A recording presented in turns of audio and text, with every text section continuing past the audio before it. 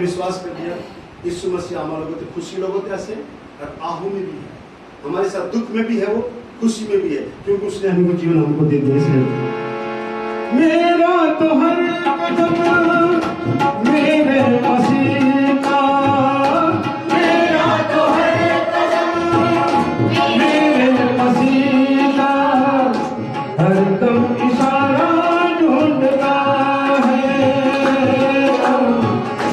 हर दम इशारा ढूंढता है, ओ हर दम इशारा ढूंढता है।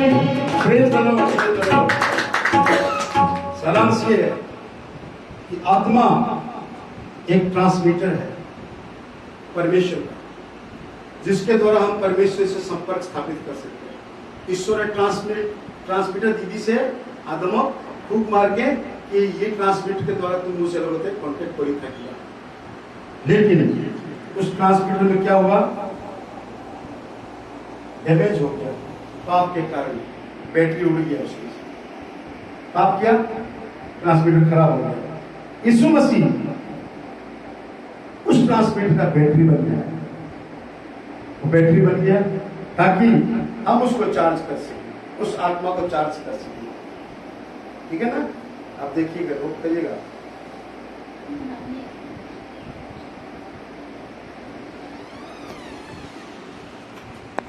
आप नोट करिएगा, ध्यान से सुनिएगा कि वो क्रूस पे आके वो हमारे लिए बैटरी कैसे बना, मैं आपको बता रहा हूँ, गौर से सुनिएगा।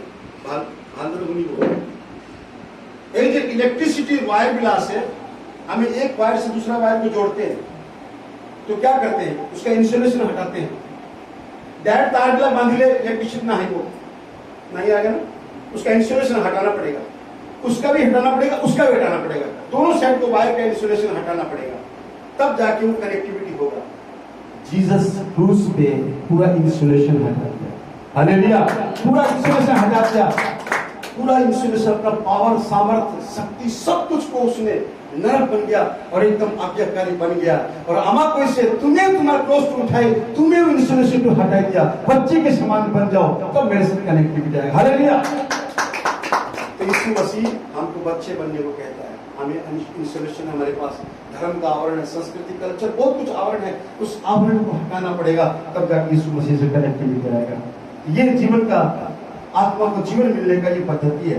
लेकिन हमें जिंदगी से इतना लगाव है, हमें जिंदगी में मन भाल पाऊं, बहुत मानो को प्रोत्साहन करूं, मानो बोला कोई अरे नाला ये तू भाला से क्यों हो सोचो दे भाल की बात कुकुर में मेकरी हिंदा कुकुर को था नहीं क्यों हो। जिंदगी बहुत अच्छी लगती है लोगों को, जिंदगी से लगाव, जिंदगी माइंड सेट है, और मृत्यु के बाद भी इसी जिंदगी की उम्मीद करते हैं। नया जोड़ी आएगा, नया चोला आएगा, और उस चोले में फिर से जिंदगी मिलेगा, जीवन तो नहीं मिलेगा, फिर से मरना पड़ेगा। इसी का लोग एक्सपेक्ट करते हैं। परमेश्वर जानता है कि लोगों के पास ये बहुत बड़ा भ्रम है। इस भ्रम को दूर करने के लिए परमेश्वर ने यीशु मसीह को पुनर्जीवित करके पुनर्जन्म के भ्रम को दूर किया। पुनर्जन्म के दूर किया, कैसे दूर हुआ? क्योंकि यीशु पुनरुत्थान के बाद जिंदगी नहीं था, जीवन था। हालेलुया। जिंदगी नहीं था, वो क्या था? जीवन था। उसका प्रमाण है क्योंकि वो भौतिक शरीर में नहीं था, भौतिक बॉडी में नहीं था, वो डिवाइन बॉडी में था।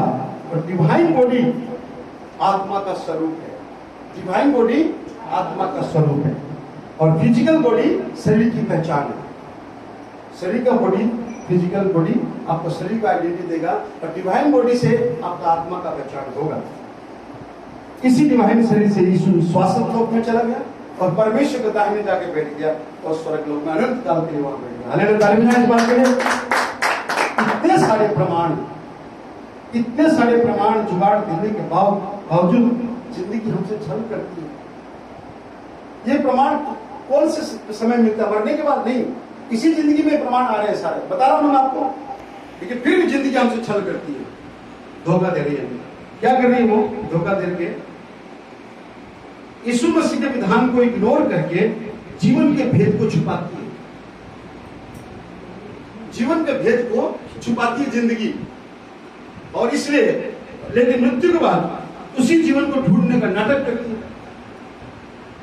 मोरा पिछड़ा में आत्मा को सवाल बोले जब अनुष्ठान करीम की बात करीम, मरने के बाद जीवन प्राप्ति का ढोंग करता है और जीते जी यीशु मसीह को इग्नोर करके छल करता है हमसे। यीशु का ये जिंदगी का छल है, ये जिंदगी का बहुत बड़ा धोखा है और मरने के बाद वही काम करता है। तो हम लोग थोड़ा सा इस गीत पे जाएंगे कि जिंदगी एक धोखा है। ठीक है, गाना सब सुनाइए बात को। हाँ, आज जिंदगी का पूरा बैंड बजाऊंगा, सब गाना जिंदगी का नोट करेगा। क्या है जिंदगी आया, अब फिर यीशु मसीह जीवन देने आया, अब ये गाना है कौन सा जिंदगी धोखा है, सब जिंदगी पे आएगा सारा गाना, जिंदगी पूरा बैंड बजाएगा।